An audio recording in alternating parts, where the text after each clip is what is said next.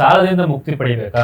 ಈ ಕಡೆ ದುಡ್ಡೆಲ್ಲ ಮತ್ತೆ ಸಾಲ ತೀರಿಸ್ತೀರಾ, ಮತ್ತೆ ಮನೆಯಲ್ಲಿ ಏನೋ ಒಂದು ಅನಾರೋಗ್ಯಕ್ಕೆ ಈಡಾಗ್ತಾರೆ, ಮತ್ತೆ ಅದಕ್ಕೆ ಮತ್ತೆ ಸಾಲ ತೆಗಿತೀರಾ. ಇಷ್ಟೇ ದುಡ್ಡು ಕೂಡ ಹಣ ಕೈಯಲ್ಲಿ ಉಳಿಬೇಕು.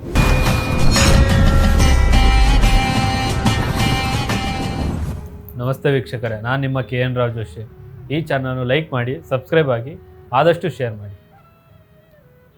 ಸಾಲದಿಂದ ಮುಕ್ತಿ ಪಡಿಬೇಕಾ? ಎಷ್ಟೇ ದುಡ್ಡು ಕೂಡ ಹಣ ಕೈಯಲ್ಲಿ ಉಳಿಬೇಕು, ಮತ್ತು ನಾವೇ ಒಬ್ಬರಿಗೆ ಸಾಲ ಕೊಡೋರು ಹಂಗೆ ಆಗಬೇಕು. ಈ ರೀತಿ ವಿಚಾರಗಳು, ಮನಸ್ಥಿತಿಗಳು ನಿಮ್ಮ ಮನೆಯಲ್ಲಿ ಬರ್ತಾ ಇರುತ್ತೆ. ಯಾಕಂತಂದರೆ ಈ ವಿಚಾರದಲ್ಲಿ ಯಾವ ರೀತಿ ಅಂದರೆ, ದುಡ್ದಿದ್ದ ದುಡ್ಡು ಕೈಯಲ್ಲಿ ನಿಲ್ತಾ ಇರಲ್ಲ, ಈ ಕಡೆ ಸಾಲ ಮಾಡಿರ್ತೀರ, ಈ ಕಡೆ ದುಡ್ದಿದ್ದ ದುಡ್ಡೆಲ್ಲ ಮತ್ತೆ ಸಾಲ ತೀರಿಸ್ತೀರಾ, ಮತ್ತೆ ಮನೆಯಲ್ಲಿ ಏನೋ ಒಂದು ಅನಾರೋಗ್ಯಕ್ಕೆ ಈಡಾಗ್ತಾರೆ, ಮತ್ತೆ ಅದಕ್ಕೆ ಮತ್ತೆ ಸಾಲ ತೆಗಿತೀರಾ. ಈ ರೀತಿ ವಿಚಾರಗಳು ಬರ್ತಾ ಹೋಗ್ತಾ ಇರುತ್ತೆ ಜೀವನದಲ್ಲಿ. ಮತ್ತು ಒಂದು ಮಕ್ಕಳಿಗೆ ಸ್ಕೂಲ್ ಫೀಸ್ ಕಟ್ಟೋಕ್ಕಾಗಿರ್ಬೋದು, ಸಡನ್ನಾಗಿ ಕೇಳ್ತಾರೆ, ದುಡ್ಡಿರಲ್ಲ, ಮತ್ತೆ ಬೇರೆಯವ್ರ ಹತ್ರ ಸಾಲ ಕೇಳ್ತೀರಾ.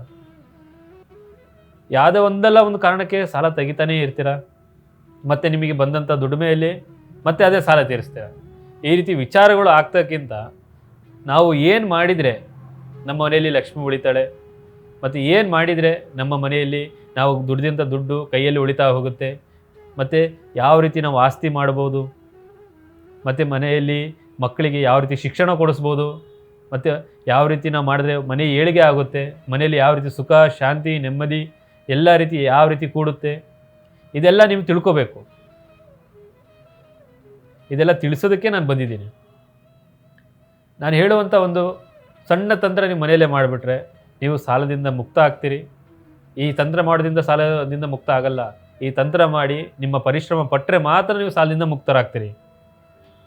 ಈ ರೀತಿ ವಿಚಾರಗಳು ನಿಮ್ಮ ಮನಸ್ಸಿನಲ್ಲಿ ಇಟ್ಕೊಂಡು ನೀವು ಮಾಡುವಂಥ ಕೆಲಸದಲ್ಲಿ ಶ್ರದ್ಧೆ, ಭಕ್ತಿ, ನಂಬಿಕೆ ಇಟ್ಟು ಕೆಲಸ ಮಾಡಿದರೆ ನಿಮ್ಮಲ್ಲಿರುವ ಸಾಲಗಳು ಎಲ್ಲ ರೀತಿ ಹೋಗ್ತಾ ಹೋಗುತ್ತೆ, ಮುಕ್ತರಾಗ್ತೀರಿ.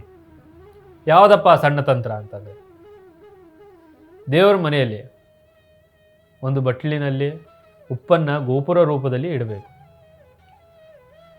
ಇಟ್ಟುಬಿಟ್ಟು ದಿನಾಲು ಪೂಜೆ ಮಾಡ್ತಾ ಹೋಗಿ. ಇದನ್ನು ಇಡೋದ್ರಿಂದ ಏನಾಗುತ್ತಂದರೆ, ಮನೆಯಲ್ಲಿರುವ ನಕಾರಾತ್ಮಕ ಶಕ್ತಿ ಹೊರಗಡೆ ಹೋಗಿ ಸಕಾರಾತ್ಮಕ ಶಕ್ತಿ ಮನೆಯಲ್ಲಿ ತುಂಬಿ ನಿಮಗೆ ಲಕ್ಷ್ಮಿ ಆಹ್ವಾನ ಆಗಿ ಮನೆಯಲ್ಲಿ ಲಕ್ಷ್ಮಿ ಒಲಿತಾ ಹೋಗ್ತಾಳೆ.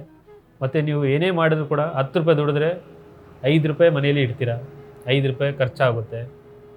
ಈ ರೀತಿ ವಿಚಾರಗಳು ಕೂಡ ನಿಮ್ಮ ಮನಸ್ಸಲ್ಲಿ ಬರುತ್ತೆ. ಮತ್ತು ಏನೇ ಮಾಡೋಕ್ಕೆ ಹೋದ್ರೂ ಕೂಡ ನಿಮಗೆ ಫಲ ದೊರಕ್ತಾ ಹೋಗುತ್ತೆ, ಎಲ್ಲದರಲ್ಲೂ ಲಾಭದಾಯಕ ಆಗ್ತಾ ಹೋಗುತ್ತೆ.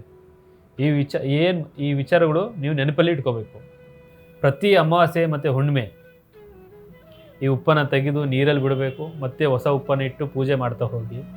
ದಿನನಿತ್ಯ ಪೂಜೆ ಮಾಡೋದ್ರಿಂದ ಎಲ್ಲನೂ ಒಳ್ಳೆಯದಾಗ್ತಾ ಹೋಗುತ್ತೆ. ಈ ಪೂಜೆನ ಗೃಹಿಣಿನೇ ಮಾಡಬೇಕು. ಮನೆಯ ಲಕ್ಷ್ಮಿನೇ ಗೃಹಿಣಿ. ಈ ಪೂಜೆ ಗೃಹಿಣಿನೇ ಮಾಡೋದ್ರಿಂದ ಮನೆಯಲ್ಲಿ ಎಲ್ಲ ರೀತಿ ಸುಭದ್ರ ರೂಪದಲ್ಲಿ ಆಗ್ತಾ ಹೋಗುತ್ತೆ. ಪ್ರತಿ ಮಂಗಳವಾರ, ಶುಕ್ರವಾರ ಒಂದು ಚಿಟಿಕೆಯಷ್ಟು ಉಪ್ಪು ತಗೊಂಡು ಸ್ನಾನ ಮಾಡುವ ಬಕೆಟ್ನಲ್ಲಿ ಹಾಕಿ ಪ್ರತಿ ಮಂಗಳವಾರ, ಶುಕ್ರವಾರ ಸ್ನಾನ ಮಾಡಿದರೆ ನಿಮ್ಮಲ್ಲಿರುವ ಕೆಟ್ಟ ಸ್ವಭಾವ, ಕೆಟ್ಟ ದೃಷ್ಟಿದೋಷ ಎಲ್ಲ ರೀತಿ ನಿವಾರಣೆಯಾಗಿ ಒಳ್ಳೆಯ ಒಂದು ಜೀವನದ ಕಡೆ ದಾರಿದೀಪವಾಗುತ್ತೆ. ಇದನ್ನು ನೀವು ಪ್ರತಿ ಮಂಗಳವಾರ, ಶುಕ್ರವಾರ ಮಾಡೋದ್ರಿಂದ ಕೆಲಸ ಕಾರ್ಯಗಳಲ್ಲಿ ನಿಮಗೆ ಯಶಸ್ವಿ ಆಗ್ತಾ ಹೋಗುತ್ತೆ.